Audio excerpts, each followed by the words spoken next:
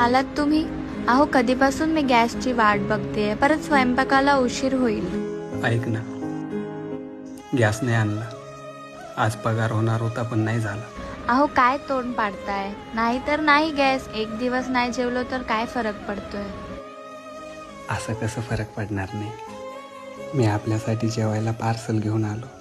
जेवण पार्सल आणायला एवढे पैसे नव्हते माझ्याकडे, म्हणून वडापाव घेऊन आलो.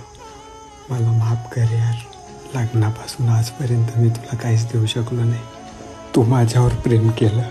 नातेवाईक नको बोलत होते तरी माझ्याशी लग्न केलं. पण मी तुझ्यासाठी काहीच करू शकत नाही. तुला साधं खुश पण ठेवू शकत नाही. अरे काही काय बोलतोयस?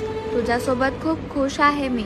खूप स्थळ आले होते, गाडी, बंगला, सगळं काही भेटलं असतं, पण तुझ्यासारखा समजदार, जीव लावणारा